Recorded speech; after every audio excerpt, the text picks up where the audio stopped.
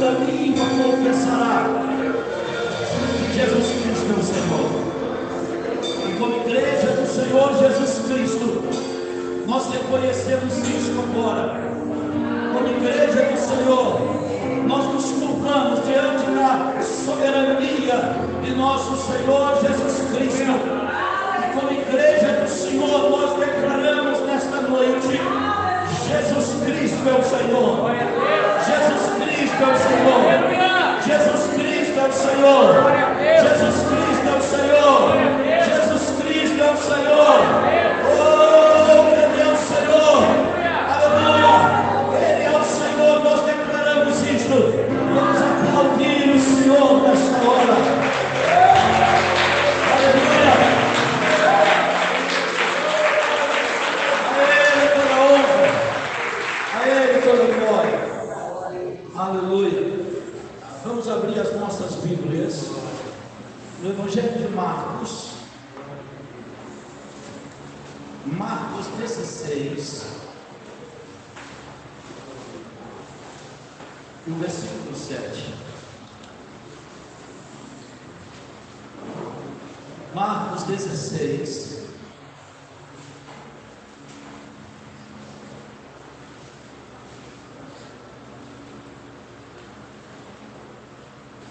versículo 7 diz assim: mas ide, dizei a seus discípulos e a Pedro que vai adiante de vós para a Galileia, ali o vereis, como ele nos disse.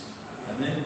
Amado Pai Celestial, em nome do teu Filho Yeshua HaMashiach, Jesus, o Messias, nós louvamos ao Senhor por este momento de louvor e adoração. E agora estamos diante da tua santa palavra. Fala conosco, Senhor. Abra o nosso entendimento para a palavra. Ilumina a nossa mente, para que possamos compreender a palavra do Senhor com a mente do Espírito. Pedimos isto em nome de Jesus e todos dizem amém. Podeis aceitar em nome de Jesus. Amados,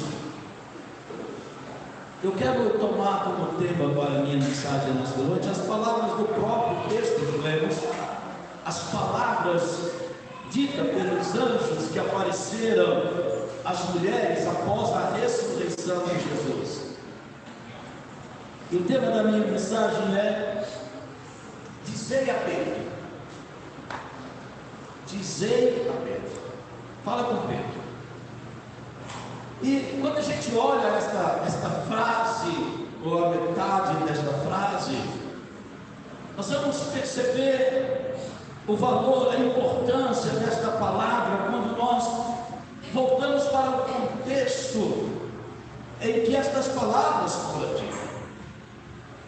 O Senhor Jesus Cristo havia ressuscitado dentre os mortos e as mulheres tinham ido lá no sepulcro para poder procurar o corpo do Senhor. Então apareceram os anjos para aquelas mulheres e Lucas diz assim: por que vocês buscam entre os mortos aquele que está vivo? Então os anjos estavam ali dizendo: ele já ressuscitou, ele não está aqui, pode ver o lugar onde colocaram o corpo, ele não está, ele ressuscitou. E ao dizer isso, eles então falam esta frase para as mulheres, dizendo o seguinte: fala para os discípulos dele, ou seja, avisa para os discípulos de Jesus e também para Pedro, que ele está esperando por eles lá na Galileia. Ele vai na frente, vai estar esperando que eles desçam para a Galileia para encontrar com o Senhor Jesus, que já está esperando por eles. Mas é interessante quando nós observamos, Pedro era um dos discípulos e o Senhor tinha mandado dizer que os discípulos foram lá, mas por que ele disse assim? Fala com os discípulos e também com Pedro. Se Pedro era um dos discípulos, por que os anjos falaram isso? Eu quero dizer que as coisas de Deus, elas não acontecem por acaso. Nada que está colocado aqui está por acaso. Há um propósito tem um propósito. A Bíblia nos declara que Deus é um Deus de plano, Deus é um Deus de propósito. Não existe acaso, sorte, destino. Existe um Deus que tem o controle de todas as coisas. E por que eles disseram isso? Nós vamos voltar um pouco na noite da paixão. Na paixão, a noite da paixão do Senhor Jesus.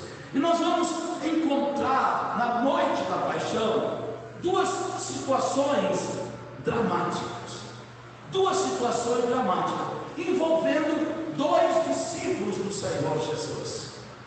Isso aconteceu na noite da paixão, ou seja, desde o momento em que ele, no último jantar de bênção, até a sua prisão no Getsemane e levado à casa do sumo sacerdote. Dentro desse contexto, aconteceram duas situações dramáticas. A primeira, que Jesus estava ali, preso, já no jardim do Getsemane, e ele fora preso com a contribuição de um de seus discípulos. Esta é a primeira situação.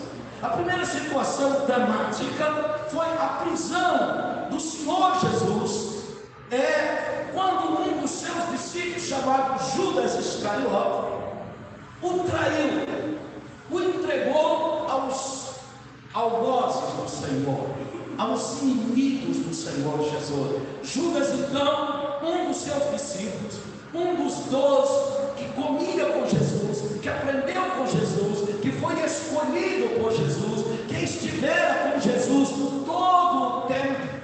Agora, esse mesmo discípulo, ele trai Jesus, ele entrega Jesus, ele o vende por 30 moedas de prata. Então, esta é a situação. Então, Judas, agora depois de perceber que Jesus estava preso, que Jesus agora estava condenado, Judas então, tomado por um sentimento de derrota, de fracasso, um sentimento de remorso terrível que começou a corroer a sua alma, as suas entranhas. Então, tomado por este sentimento de remorso, a Bíblia diz que Judas foi e se importou. Esta é a situação de Judas. Ele traz Jesus, e ele então, tomado pelo remorso, ele foi e se importou. Tirando aqui, ou seja, aqui acabou toda possibilidade de salvação para Judas. Toda possibilidade. Judas, que andou com Jesus, que comeu com Jesus, que viveu com Jesus, que operou milagres em nome do Senhor. Judas, que viu o Senhor realizar coisas extraordinárias, o trai, o vende por algumas moedas de prata, 30 especificamente. E ele então agora, tomado por um sentimento de remorso, ele foi e tirou a própria vida em infortúnios. Aqui morreu com Judas toda a possibilidade de salvação.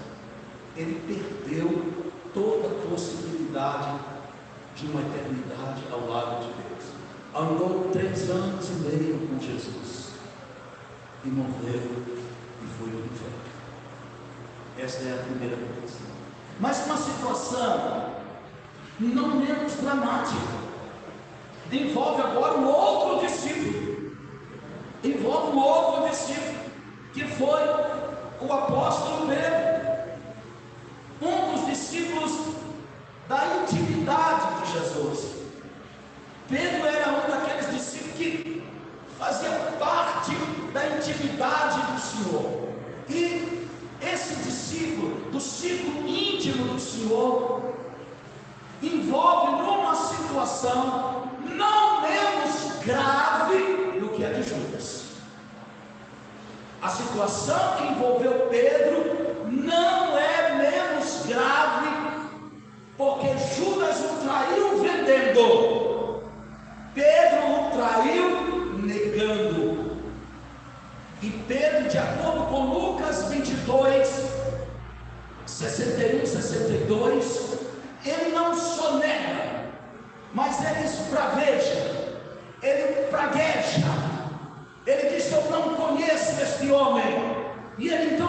começa a praguejar, ele começa a xingar. Quando foi confrontado, quando disseram para ele: você é um deles, você é um deles, ele disse: eu não conheço esse homem.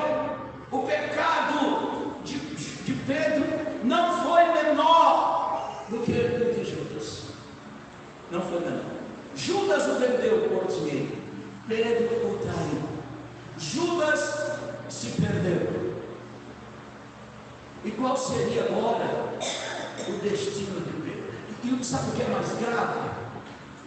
E eu diria também, não só a questão da gravidade, mas também a questão da oportunidade. Porque quando Pedro nega Jesus pela terceira vez, e Lucas descreve isso com detalhes, no capítulo 22, 61 e 62, ele descreve isso, Pedro negando, esbravejando, dizendo que não conhecia o Senhor. O que acontece naquele momento? A Bíblia diz que quando Pedro estava traindo, negando o Senhor, a Bíblia diz que Jesus olha para ele.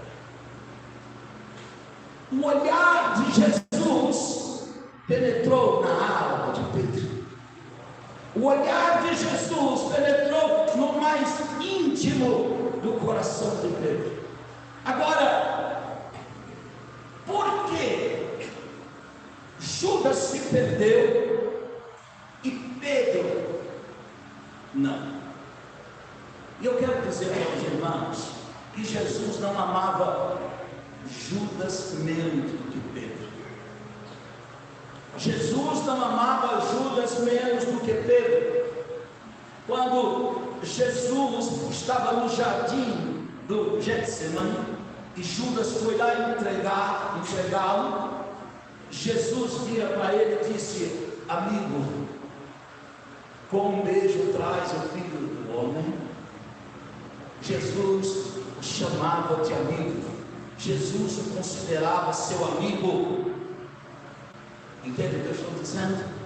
E agora este mesmo discípulo, ele nega Jesus, e nega de maneira veemente. E Jesus disse assim: aquele que me negar diante dos homens, eu também vou negá-lo diante de meu Pai e dos seus santos anjos. Tal é a gravidade do pecado da negação. Mas por quê? Porque Judas se perdeu e Pedro alcançou graça. Foi diante da situação que envolveu os outros. Judas teve remorso. O remorso, ele pode até no primeiro momento causar alguma tristeza, algum constrangimento, mas remorso não leva à transformação. A pessoa muitas vezes fez alguma coisa errada, pega contra o Senhor, aí sente algum remorso e tal, e tem ali aquele choro, né? Tem aquele choro e tal, aquele remorso, meu Deus e tal, o que é que eu fiz? Mas ele não é transformado, porque o remorso não muda a mentalidade, o remorso não transforma o coração, o remorso ele traz um peso com ele, mas um peso que logo a pessoa se acostuma com ele. Vocês estão entendendo? A pessoa que sente remorso, ela sentiu alguma tristeza aqui e tal, mas amanhã ela está fazendo tudo da mesma maneira e não devia estar fazendo, mas aí ela busca justificativas para a sua atitude. O remorso, o arrependimento, ele traz transformação. Enquanto Judas pega o caminho do remorso, Pedro toma o caminho do arrependimento. E esse arrependimento muda o curso da vida, da história de Pedro. A Bíblia diz que ele, ao perceber o que tinha feito, quando ele percebe o que ele tinha feito, a Bíblia diz que ele chorou amargamente. Havia um choro que estava saindo de sua alma. Aquele choro que estava corroendo as suas entranhas de tristeza pelo que ele havia feito. De acordo com o entendimento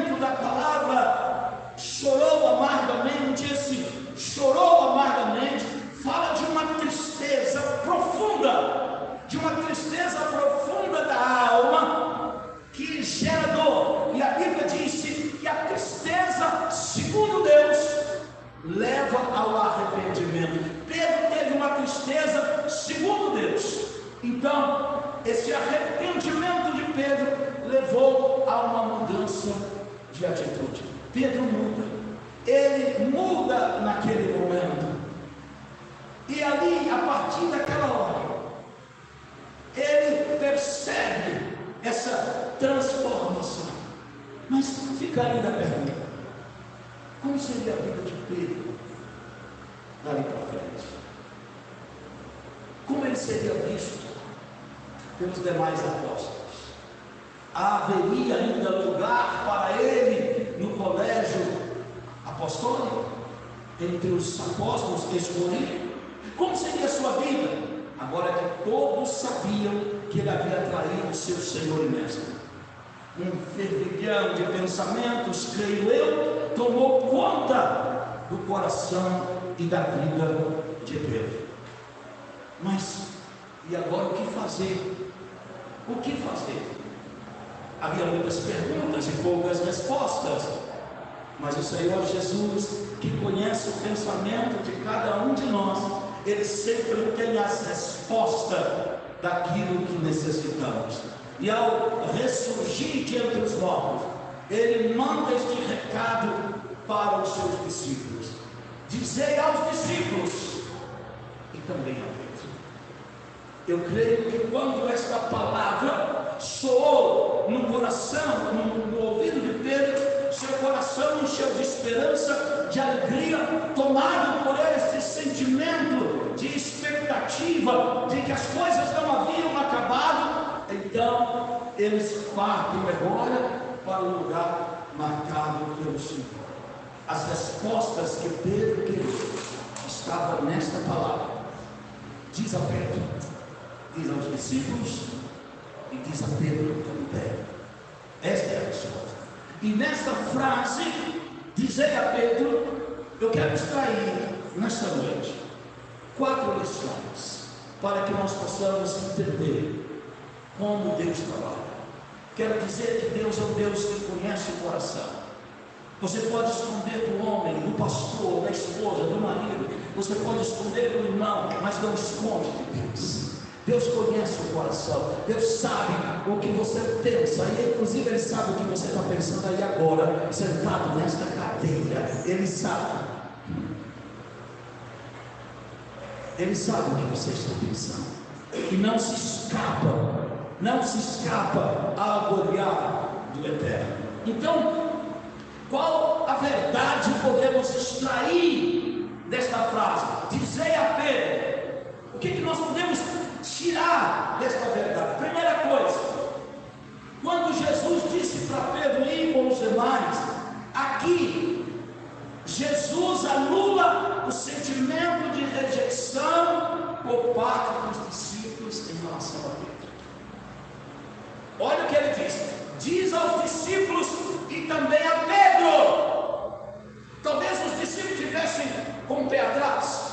Talvez os discípulos dissessem assim: olha, ele traiu o mestre, ele traiu o Senhor, nós não podemos confiar nele, porque se ele traiu o Senhor, ele poderá nos trair também. O que ele poderá fazer conosco? Mas Jesus estava deixando claro naquele momento que Pedro havia sido perdoado, porque ele arrependeu e Jesus não mudou seus planos em relação a ele. Entende o que eu estou dizendo?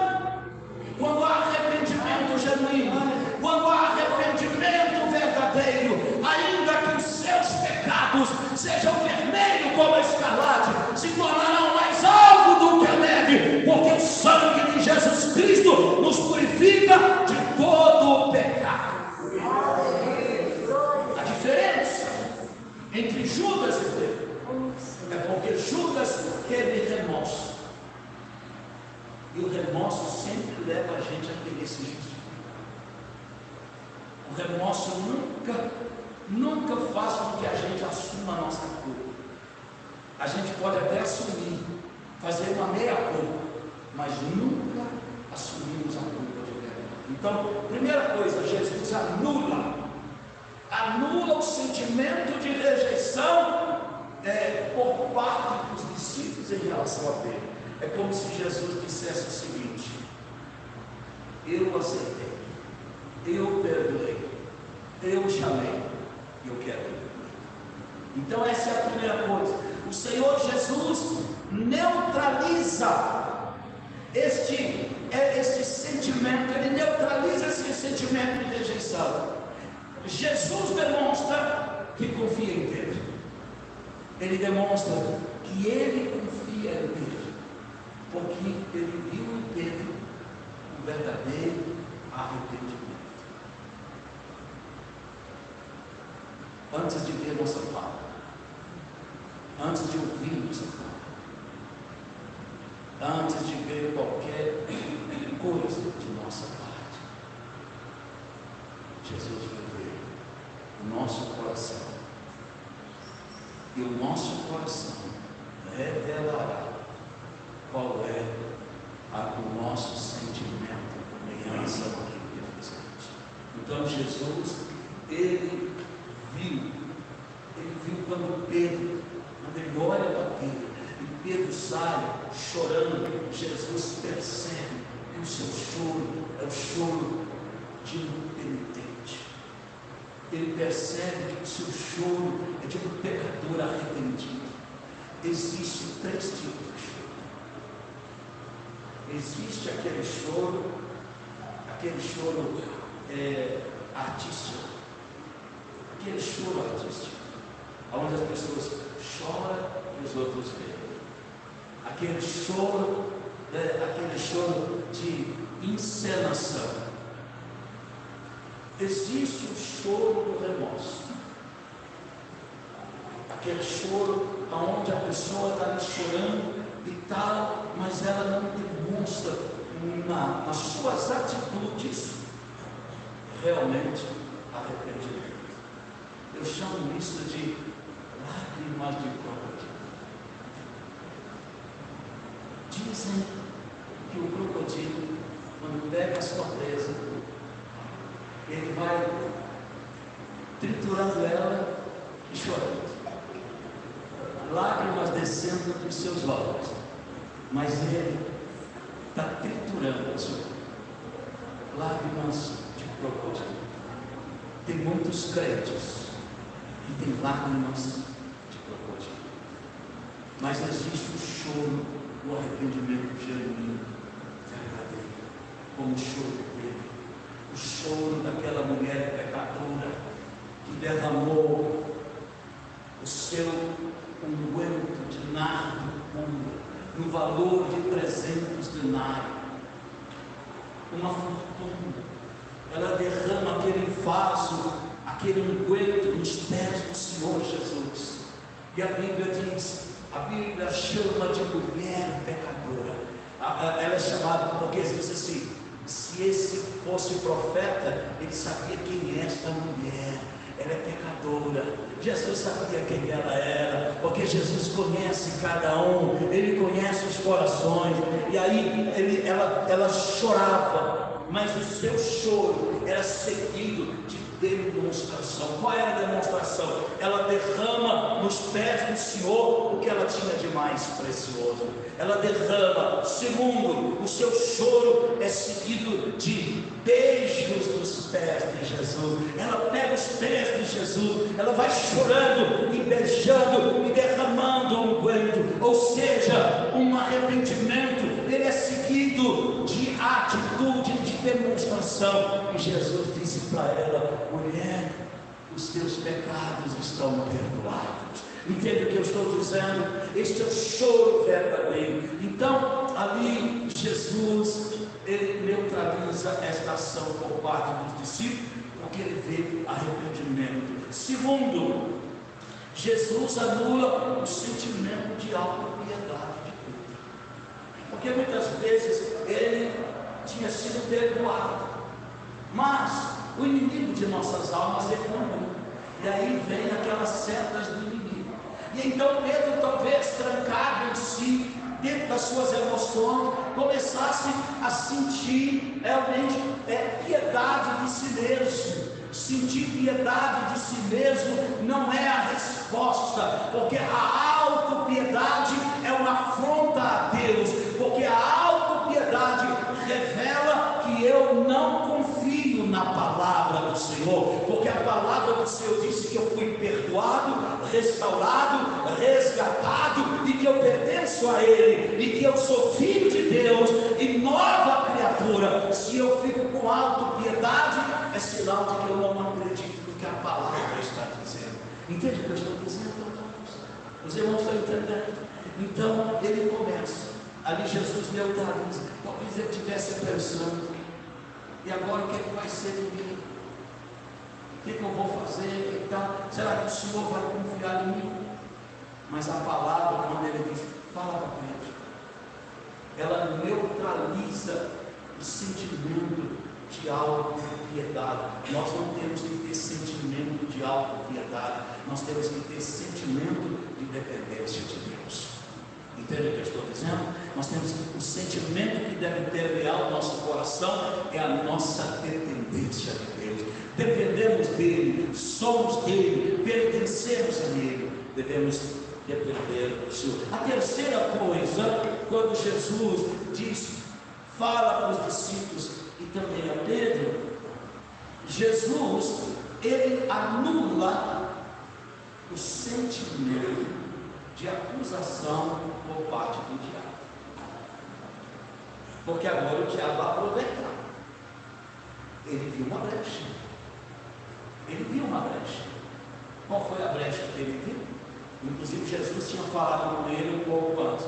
Disse assim: Pedro, Jesus falou, Satanás me pediu para se andar com vocês, mas eu roguei ao Pai por ti. Então, quando você converter, você convence os seus irmãos. Satanás já tinha buscado algumas ocasiões para atingir Pedro. Por quê? Porque o inimigo, ele sabia que Pedro era um dos discípulos de confiança do Senhor Jesus.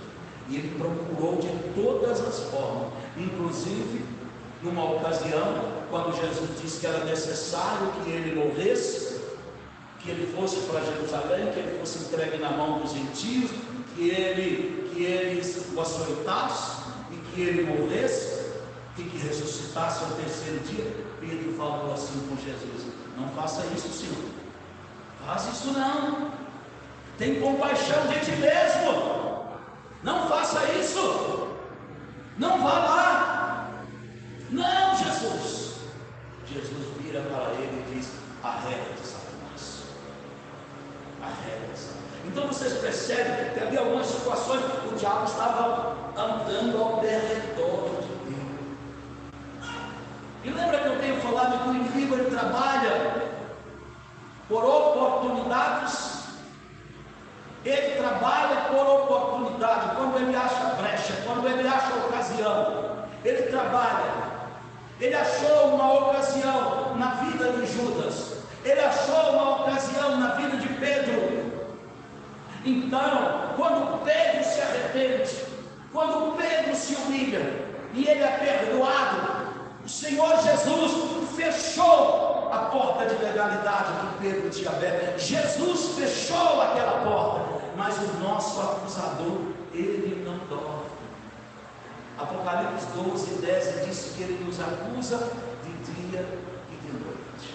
Então ele não perde a oportunidade, e aí ele lança as suas setas. E muitas vezes ali com Pedro, quem sabe naquela oportunidade ele começasse a dizer para Pedro: olha, não tem jeito para você não tem saída, você já o negou uma vez, ou melhor, 3 vezes.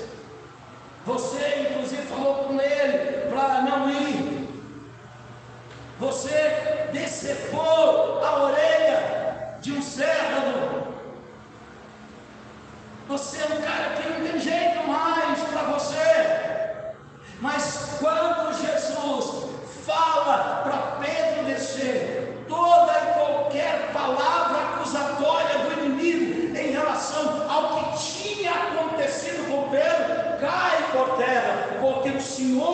perdoa pecado, passa uma esponja no passado, lança os pecados no mar do esquecimento, e ele diz assim: e dos vossos pecados não me lembrarei mais. Aleluia! Você pode aplaudir o Senhor Jesus.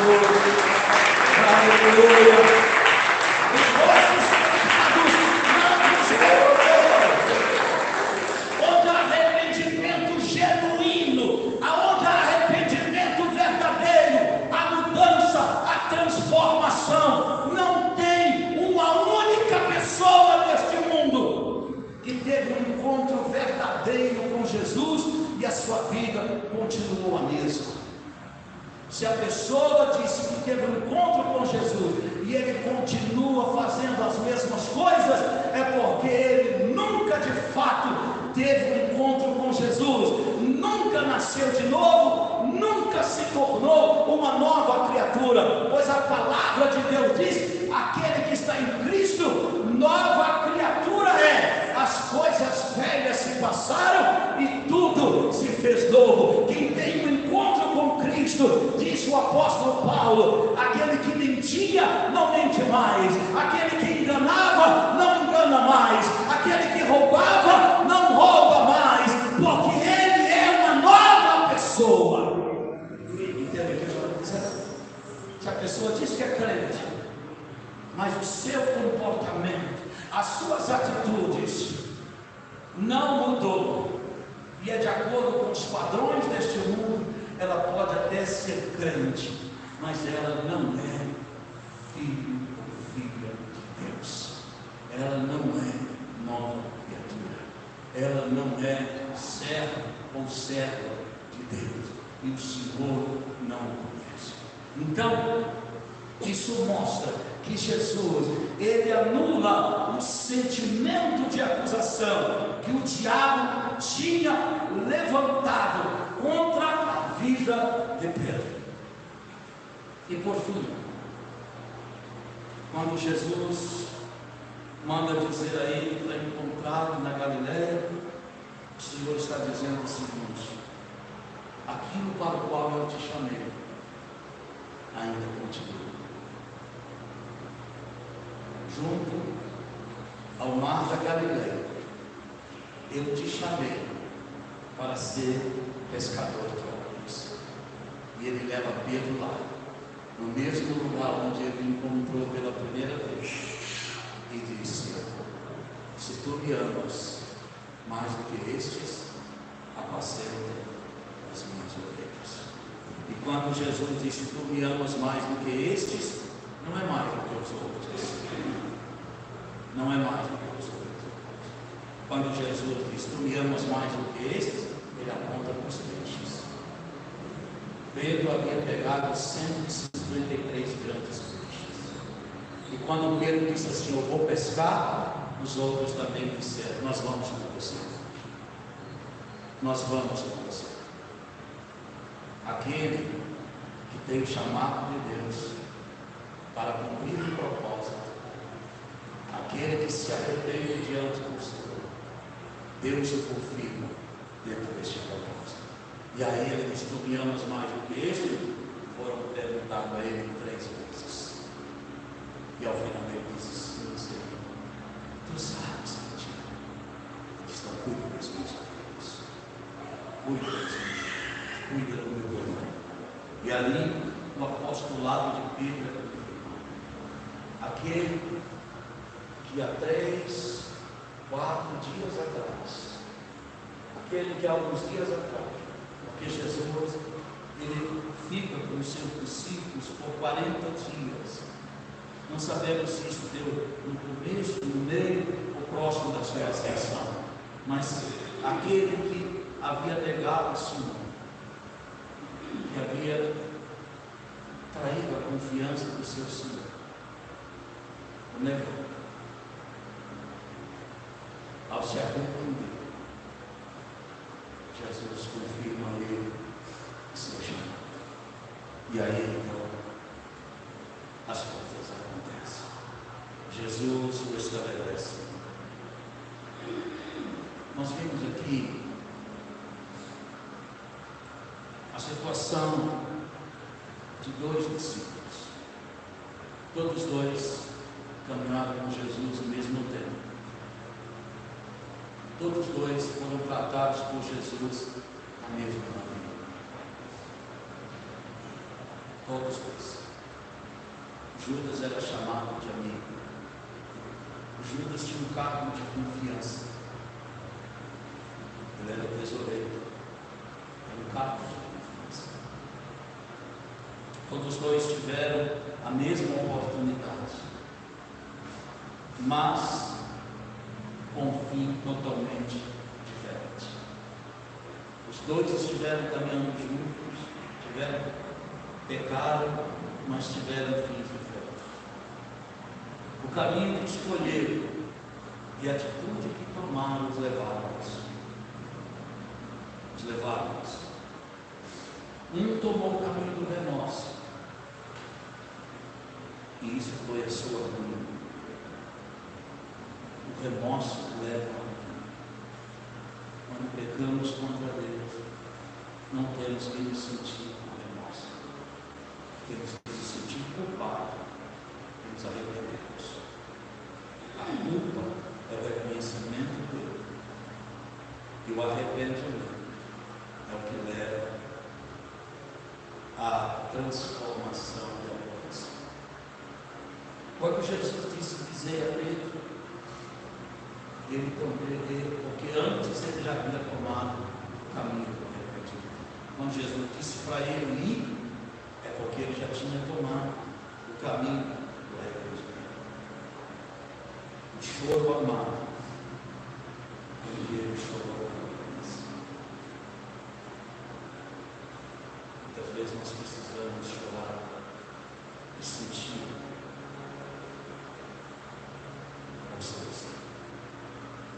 Muitas vezes nós precisamos nos arrepender e chorar e sentir o gosto amargo das lágrimas em nossos lábios. Sentir a lágrima descendo no nosso rosto e queimando. É esse choro que é o choro do arrependimento. E é esse choro que agrada o coração de Deus. O choro do arrependimento. Pedro já havia tomado. Então o Senhor Jesus o perdoou e anulou qualquer sentimento que poderia levar Pedro a se afastar.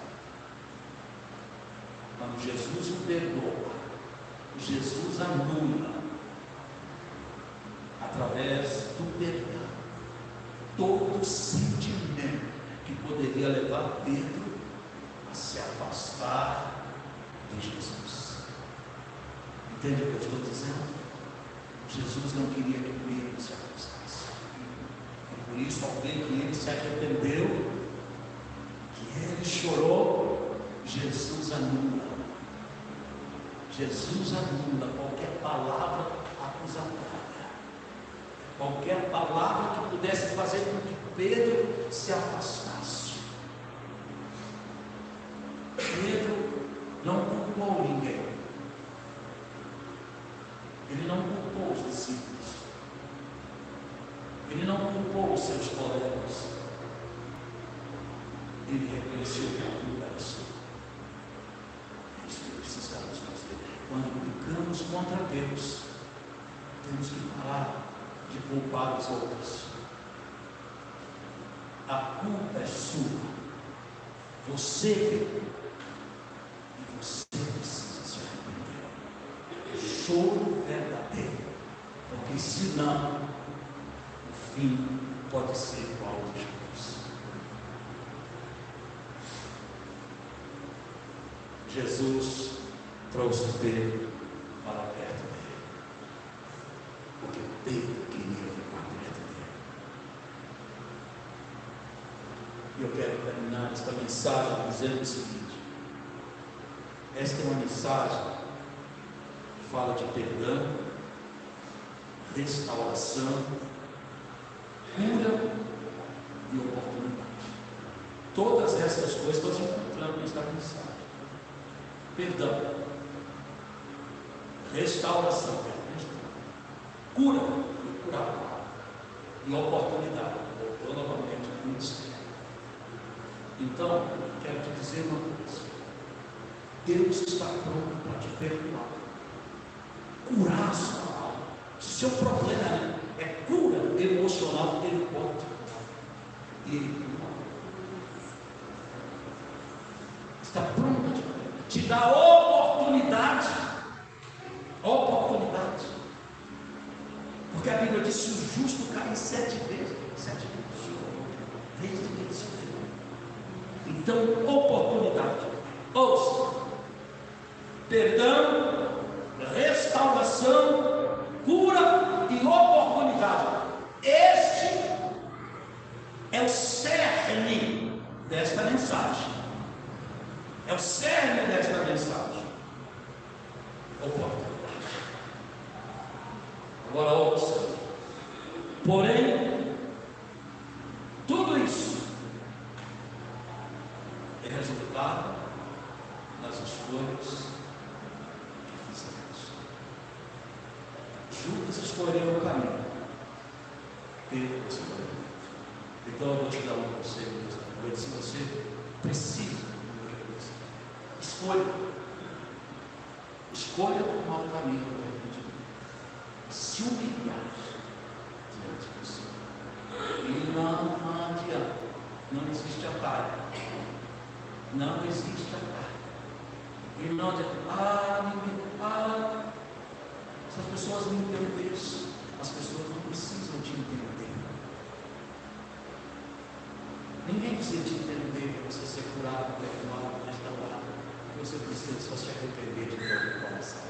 Arrepender, pois a Bíblia diz assim: aquele que confessa as suas transgressões e deixa, alcança a misericórdia. Se você crê nisso, vamos aplaudir o Senhor Jesus. Aleluia! A Ele toda honra, a Ele toda glória, a Ele todo louvor. Vamos sua cabeça. Amado